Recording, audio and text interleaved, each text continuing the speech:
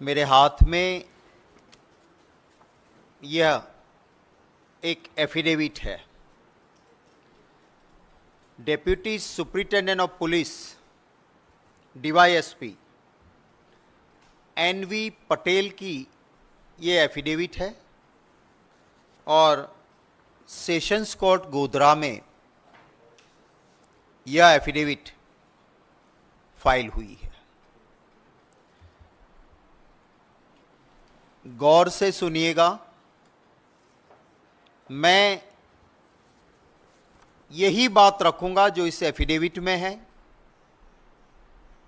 और एक जिम्मेवार ऑपोजिशन पार्टी के नाते जिम्मेवारी के साथ कुछ ऐसी चीजें जिसको आप सुनेंगे, देश की जनता भी सुनेगी तो चौंक उठेगी, ऐसी कुछ सच्चाई मैं आप सभी के सामने रखने जा रहा हूं। यह एफिडेविट कोर्ट में फाइल हुआ, उसमें जो लिखा है और कुछ सच्चाई आप सब जानते हो कि सुप्रीम कोर्ट के सामने सरकार ने कहा कि नीट की एग्जाम में कोई धांधली नहीं, पेपर लीक नहीं हुआ। भारत सरकार ने, मंत्री ने कह दिया सब चंगासी। Deputy superintendent of police on oath affidavit पे सेशंस कोर्ट में कह रहे हैं कि किस तरह का यह स्कैम था। इन्वेस्टिगेशन के दौरान करोड़ों रुपए मिले हैं, ढेर सारे ब्लैंक चेक मिले हैं उन बच्चों के पेरेंट्स की ओर से जिन्होंने नीट की एग्जाम दी है। Deputy superintendent of police on oath affidavit में कहते हैं कि साहब एक ऐसा स्कैम था कि महाराष्ट्र, ओडिशा और बिहार और स्टेट से, माने जब आप नीट की एग्जाम के लिए एप्लीकेशन डालते हो तो आपके पास एक ऑप्शन होता है कि आप कौन सा सेंटर पसंद करोगे। और अगर उस सेंटर में, एक सेंटर में 300 स्टूडेंट बैठ सकते और एप्लीकेशन 500 की आ गई तो फिर कंप्यूटराइज्ड ड्रॉ होता है कि कौन से स्टूडेंट वहां जाएंगे, पर आपको चॉइस मिलती है। तो ये एफिडेविट कहता है कि बिहार, ओडिशा, महाराष्ट्र और कई राज्यों से जिनके साथ इनका सेटिंग हो गया, उनसे एडवांस पैसे लिए, एडवांस में ब्लैंक चेक लिया और उनको कहा गया कि आप जब नीट का एप्लीकेशन लिखो, उसमें लिखो कि हमें हमारा सेंटर जय जलाराम स्कूल गुजराती मीडियम ही चाहिए। माने आप समझ सकते हो कि गोधरा डिस्ट्रिक्ट में जहां एयरपोर्ट नहीं है सेंटर पे, वहां कोई ओडिशा से, कोई बिहार से, कोई महाराष्ट्र से एग्जाम देने जा रहा है। क्यों जा रहा है? क्योंकि एक सेटिंग हुई। इस एफिडेविट की बातें मैं कर रहा हूं, हां, मैं मेरा नहीं कह रहा हूं, डीवाईएसपी की एफिडेविट बोल रहा हूं। वहां से लोग आए, सेटिंग ये थी कि आपके बच्चे को 100% मार्क्स मिला के मेडिकल में एडमिशन मिले, तब हम ये ब्लैंक चेक में पैसे भरेंगे। और कौन सी मेडिकल कॉलेज में आप जाते हो उसके रेट थे, इसलिए ब्लैंक चेक। और 10-10 लाख रुपए एडवांस लिए गए थे। तो ये आप समझिए कि क्या मामला था कि जय जलाराम स्कूल में आप गए, आपके बच्चे को कह दिया कि अगर जो आपके पास पेपर आता है उसमें आपको जो आंसर आता है 100% श्योर हो उसको टिक करो, बाकी ब्लैंक छोड़ दो। अच्छा, नीट के बारे में एक और बात आपको बताता हूं कि जैसे हम सब बाकी एग्जाम देते हैं ऐसे नहीं है। नीट के अंदर OMR होता है, ऑप्टिकल मार्क्स रिकग्नाइजेशन शीट। माने एक ऐसा पेपर होता है जिसके अंदर आपको ऑप्शन मिले 4, देश का कैपिटल कौन सा शहर है करके 4 जगह दी होती है। तो आपको दिल्ली लिखना है तो उसके सामने एक स्क्वायर ब्लॉक होता है, उसमें आपको साई से उसको भर देना है। और ये OMR शीट ऐसा होता है कि वो कंप्यूटर रिकॉग्नाइज करता है। फिर आपने एग्जाम दे दी, फिर कोई ह्यूमन इंटरवेंशन नहीं होगा, कंप्यूटर में वो पेपर डालेंगे, वो कंप्यूटर आपको मार्क्स दे देगा। वो OMR शीट में कहा गया कि आपको जो चीज 100% आती वो लिखो, बाकी खाली छोड़ो। फिर क्या होता है कि आपने एग्जाम दे दी तो एक बैग में सील होते पेपर्स और उसका कुरियर करना होता है।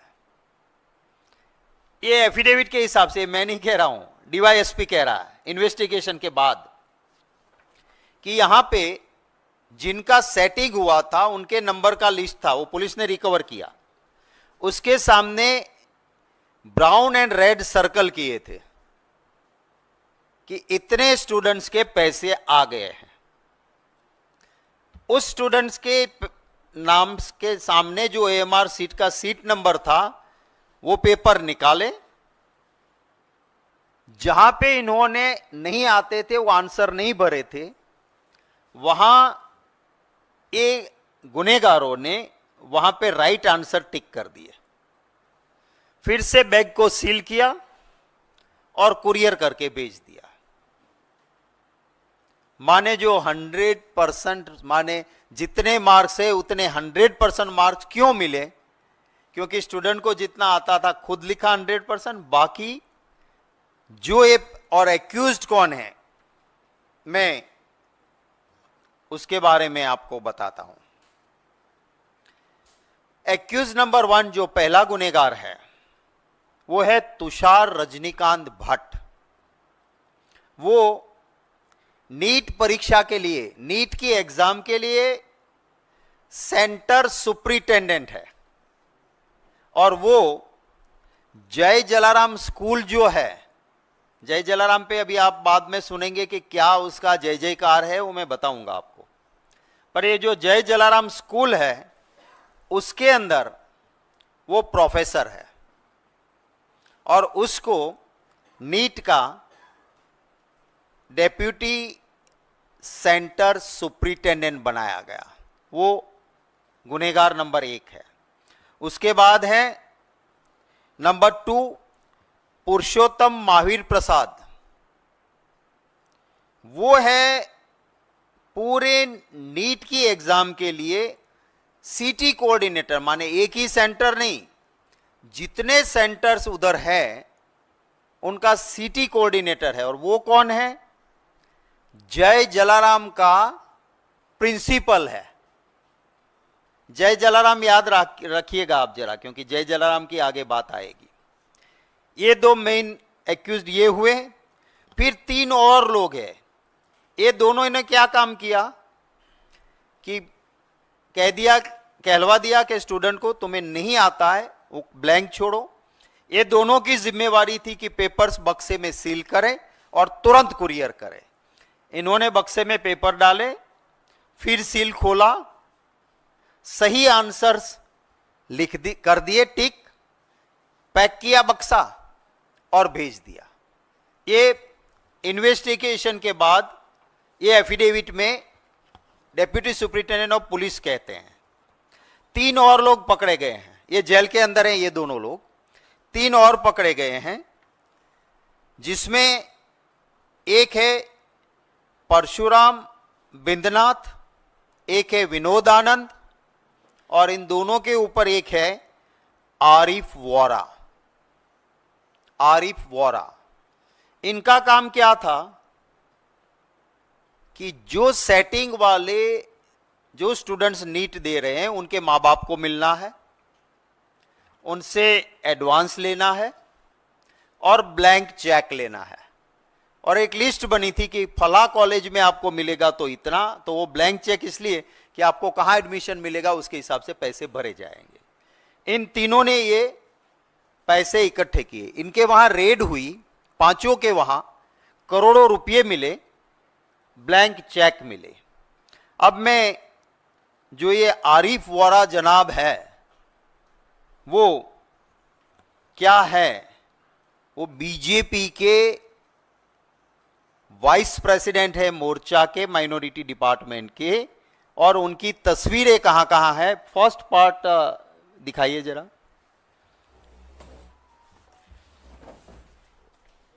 ये जो अभी रोकिएगा इसको,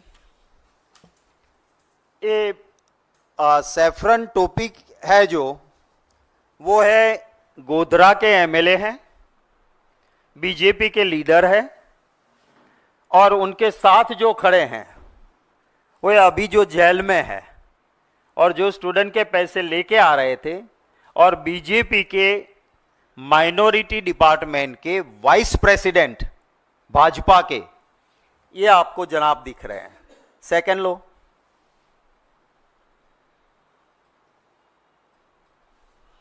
रोको, थोड़ा ऊपर ले सकते हो इसको। प्रधानमंत्री जी के साथ ये इनका प्रोफाइल है। ये अभी जेल में, ये जनाब खाता नहीं खाने देता नहीं के साथ, करोड़ों से कम खाता नहीं, सच बोलने वाले को चैन की रोटी खाने देता नहीं। नेक्स्ट, ये युवा नेता है बीजेपी का, वो पुष्पगुच्छ दे रहे हैं इनको। नेक्स्ट, ये एक्स मिनिस्टर है, बीजेपी के विधायक है, उनके साथ ये जो बीजेपी का कमल वाला जो खेस पहने हुए हैं वो अभी जेल में हैं।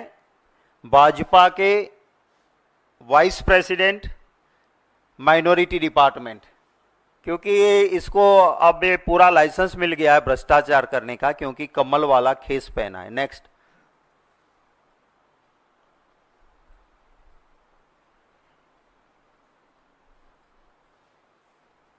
ये बीजेपी के दफ्तर में इनका सम्मान किया जा रहा है, स्टेट दफ्तर में। रोक लो।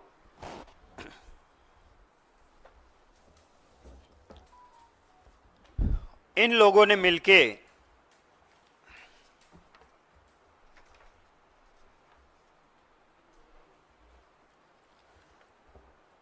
पेपर जिन लोगों से लिए पैसे लिए थे जिनको, उन सभी के पेपर्स निकाले और उसके अंदर टिक करके पूरा काम अपना करके 5 तारीख को ये हुआ था,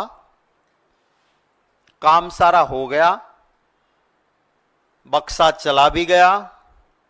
3 दिन बाद कुछ लोगों ने जाके कलेक्टर को कुछ प्रूफ दिए कि साहब ये नीट में धांधली हो रही है और आप क्या कर रहे हो।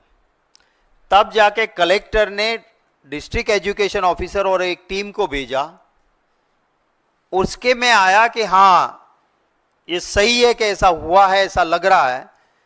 तो एक एफआईआर 8 तारीख को हुई, 8 मई को, और उसके बाद इन्वेस्टिगेशन हुआ, और इन्वेस्टिगेशन में के बाद ये affidavit deputy superintendent of police ने जो लगाई उसमें साफ लिखा है कि इस तरह से ये हुआ, और 2 सेंटर में हुआ, सिर्फ एक जगह पे नहीं, दोनों जय जलाराम एजुकेशन के अंदर ही हुआ। उनकी बहुत सारी छोटी छोटी ब्रांचें हैं। मैंने आपको कहा था कि जय जलाराम को जरा याद रखना। जय जलाराम स्कूल परवड़ी, गोधरा और पडाल थर्मल, इसके दोनों सेंटर पे से इसी तरह के विद्यार्थियों के धांधली के काम हुए। अब ये जो जय जलाराम है उसको सेंटर दिया गया।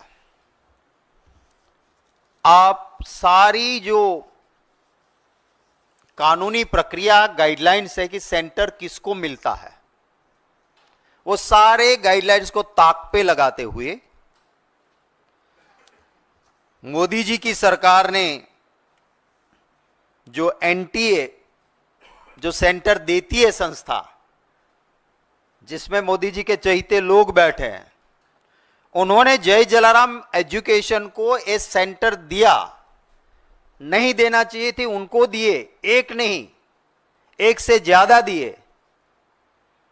और ये जो जय जलाराम है, मेरे हाथ में एक कागज है, एक ऐसी एजुकेशन चलाने वाली फर्जी फ्रॉड लोग हैं यहां पे कि इनको गवर्नमेंट ने 11 स्टैंडर्ड के लिए एक क्लास की मंजूरी दी थी, जिसमें ज्यादा से ज्यादा 66 स्टूडेंट रह सकते हैं। वहां उन्होंने 450 को दाखला दिया। फीस के गुजरात में कानून स्टैंडर्ड है, उससे ज्यादा ले लिए। हाईकोर्ट में पिटीशन हुई इनके खिलाफ और 35,28,000 का इसे दंड हुआ, पेनल्टी हुई। और यह कागज है जय जलाराम का, उसने लिख के दिया कि हां मेरी गलती थी और 35,28,000 का दंड यानी पेनल्टी मैं भर रहा हूं। यह कागज वो है। कोई भी प्रूडेंट मैन, जहां देश के लोगों की जिंदगी के साथ डॉक्टर्स का नाता होने वाला हो, ऐसे डॉक्टर्स के सिलेक्शन में नीट जैसी एग्जाम के लिए एक ऐसे आदमी को आप सेंटर देंगे क्या कि जो फ्रॉड करता है, जो प्राइवेट है, जिसे कोई लेना देना नहीं। पर ये क्यों मिला, इसको सेंटर क्यों मिला? पार्ट 2 दिखाए फोटोग्राफ्स के, आप देखिएगा जरा इसको, रुकिएगा इसको। ये इसकी एक स्कूल है जिसको इनॉग्रेशन करने के लिए मोदी जी की एक जमाने में खास मंत्री, इस बार चुनाव जो हार गई, स्मृति ईरानी जी, ये गई है। इसको ऊपर थोड़ा कर सकते हो भाई? कैन पिक्चर थोड़ा ऊपर आ सकता है? नहीं, फर्स्ट वही, हाँ ये है। दूसरे उत्तर प्रदेश के गवर्नर आनंदीबेन पटेल। इसके नीचे है एजुकेशन मिनिस्टर भूपेंद्र सिंह चुड़ासमा। और जय जलाराम का मेन आदमी है, जो ट्रस्ट का अध्यक्ष है, चेयरमैन ऑफ द ट्रस्ट, उसका फोटो नीचे है। ये जय जलाराम है। आगे बढ़ो। एक चेक की आदान प्रदान हो रहा है मोदी जी के साथ। ये जो यहां है, ये महाशय, ये ट्रस्ट के मेन पर्सन है, चेयरमैन है ये। और ये मोदी जी है, जरूरत से ज्यादा जो हंसता हुआ चेहरा इधर है। आगे बढ़ो।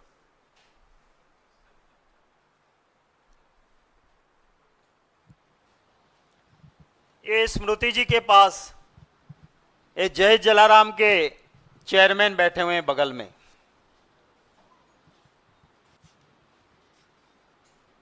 जिसका नाम है दीक्षित पटेल। ये यहां जो स्मृति जी के लेफ्ट हैंड पे हैं। आगे बढ़ो।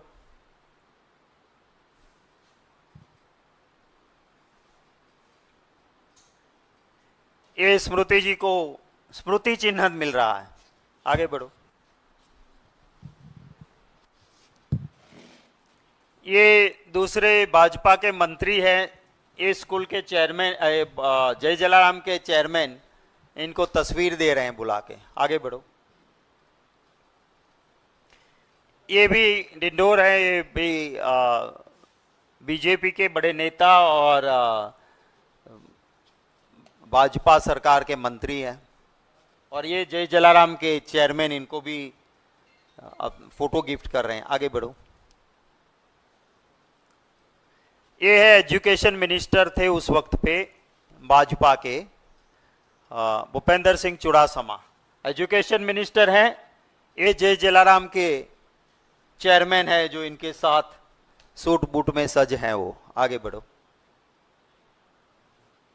ये गुजरात के मुख्यमंत्री है भाजपा के, विजय रूपाणी जी, और ये जय जलाराम के चेयरमैन हैं।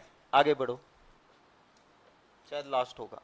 हाँ, ये विजय रूपाणी जी चीफ मिनिस्टर थे उस वक्त पे, भाजपा के नेता। उधर राइट साइड में आप देख सकते हो कि जय जलाराम के चेयरमैन हैं, उसके पास में बगल में खड़े हैं वो एजुकेशन मिनिस्टर हैं। आगे, शायद लास्ट होगा, ठीक है।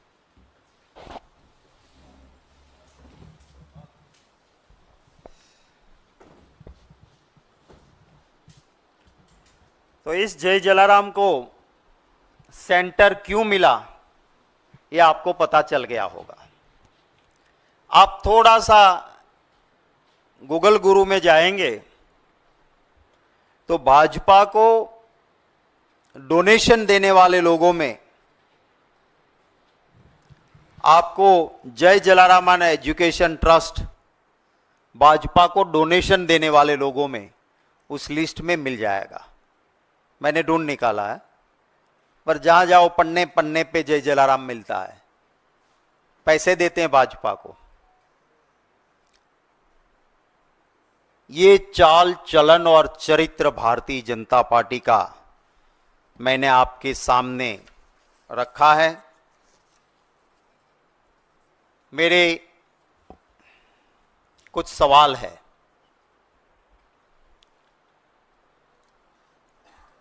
पूरी तरह से जानकारी थी। 5 मई को एग्जाम हुई, 8 मई को कलेक्टर के पास पूरी डिटेल्स आई, कुछ सीसीटीवी फुटेज और चीजें भी मिली। सीसीटीवी फुटेज में मिला कि ये जो एक्यूज नंबर 1 और 2 जय जलाराम वाले हैं, जिनको बैग में सील करके कुरियर करना था, वो एक रेस्टोरेंट पे रुकते हैं। That is also part of this affidavit. और वहां सीसीटीवी फुटेज में से प्रूफ मिले, बक्सा खोला, नंबर वाले सीट्स निकाले, ओएमआर सीट्स, जहां ब्लैंक स्टूडेंट ने छोड़ा था वहां राइट सही जवाब लिख दिया, बक्सा सील किया और कुरियर किया। ये जानते हुए भी सुप्रीम कोर्ट के सामने सरकार ने झूठ कहा कि नीट में कोई धांधली नहीं हुई है, तो it's a contempt of court, it's a serious contempt of court. Honourable supreme court भी इसका जरूर संज्ञान लेगी, मैं मानता हूं। पर मेरा पहला सवाल यह है कि झूठ सरकार सुप्रीम कोर्ट के सामने क्यों बोली? This is my first question. मेरा दूसरा सवाल है कि जहां पे भाजपा की ही सरकार है, ऐसे गुजरात में जब deputy superintendent of police on oath sessions court के सामने कहते हैं कि इस तरह से इस मॉडेस्ट ऑपरेटिव के साथ इन अक्यूज्ड ने ऐसा धांधली की है, करोड़ों रुपये और ब्लैंक चेक भी मिले हैं, वो लिखा है इसमें, किस तरह से स्टूडेंट के ओएमआर सीट भरे गए वो भी लिखा है। ये जानने के बावजूद भाजपा सरकार के मंत्री एजुकेशन के देश को कहते हैं कि नीट में कोई धांधली नहीं है, जबकि 5 मई को एग्जाम, 8 मई को कलेक्टर के पास रिपोर्ट के बाद एफआईआर दर्ज हो गई थी ऑन 8 मई। तो इतना झूठ क्यों? मेरा तीसरा सवाल है कि मोदी जी और उनका ट्विटर नीट मसले पे क्यों चुप रहे? चौथा सवाल है, सारी नीट की गाइडलाइन को ताक पे रखते हुए एक ऐसी जय जलाराम संस्था कि जो धांधली करती है, गलत करती है और उसको हाईकोर्ट के में इसके खिलाफ पिटीशंस होती है और इसके लाखों रुपया दंड भरना पड़ा, ऐसी संस्था को नीट जैसी सेंसिटिव एग्जाम का सेंटर जय जलाराम को क्यों दिया? मेरा अगला सवाल है कि अभी जो गुजरात में जांच हो रही है उसमें सिर्फ छोटी छोटी मछलियों को पकड़ रहे हैं, बड़े मगरमच्छ को क्यों छोड़ा जा रहा है? क्योंकि नीट का सेंटर लाने वाले जय जलाराम, उसका चेयरमैन मोदी जी के साथ खड़े हैं। मेन एक्यूज नंबर 1 और 2 वो दोनों जय जलाराम के एक प्रिंसिपल और दूसरे प्रोफेसर हैं। मेरी संस्था में, मेरे सेंटर में मेरे कर्मचारी ऐसी धांधली करें, क्या मेरी जानकारी के बिना यह संभव है?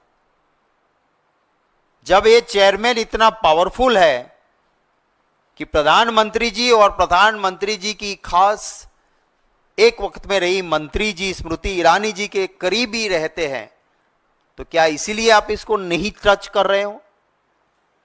उस जय जलाराम ट्रस्ट के, एजुकेशन ट्रस्ट के चेयरमैन, जो फैमिली ट्रस्ट है, कोई ट्रस्ट नाम बनी है, ये ट्रस्टवर्दी है ही नहीं, उस चेयरमैन को अभी तक क्यों गिरफ्तार नहीं किया है? मेरा एक और सवाल है कि इसी मुझे मिली है इंफॉर्मेशन के जय जलाराम एजुकेशन को गुजरात में गुजसेट जैसी और दूसरी सेंसिटिव एग्जाम्स, उसका भी सेंटर दिया गया था, तो सरकार जवाब दे कि इसको और कितने सेंटर दिए गए थे। इसमें एक एक्यूज ने अपनी बेल एप्लीकेशन में लिखा है कि दूसरे जो एक्यूज है, माने जिन्होंने पैसे इकट्ठे किए थे, उनमें से एक ने अपनी बेल एप्लीकेशन में लिखा है कि नंबर 1 और 2, माने जो जय जलाराम के लोग हैं, वो तो सिर्फ यही नहीं, यूपीएससी के हो, गुजसेट के हो, कैट के हो, सभी पेपर्स को पैसे लेके सेट करते थे। हम तो इनकी चाल में एक छोटे मोहरे हैं, तो हमें बेल दे दो। तो इनकी भी जांच होनी चाहिए। और मेरा आखिरी सवाल है कि नेट पे कुछ चीजें तो मिली है मुझे, भाजपा डिक्लेयर करे कि जय जलाराम एजुकेशन से भाजपा के धन संग्रह में, उनके फंड में कितने पैसे जय जलाराम ने दिए हैं, ऑफिशियल और अनऑफिशियल, वो देश की जनता को बताएं। ये मेरे कुछ सवाल हैं।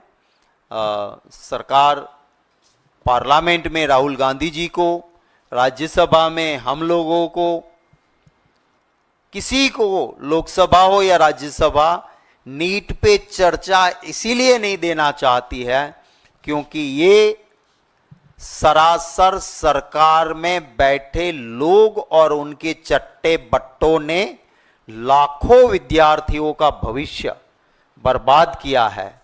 और इतना सबूत, और ये भी डेप्यूटी सुप्रिंटेंडेंट ऑफ पुलिस कहते हैं कि इस तरह से ये नीट की एग्जाम में धांधली हुई है, तो मैं नहीं मानता हूं कि अब कोई भी द्वार ऐसा बचा है कि जहां से सरकार अपनी चमड़ी को बचा सकती है।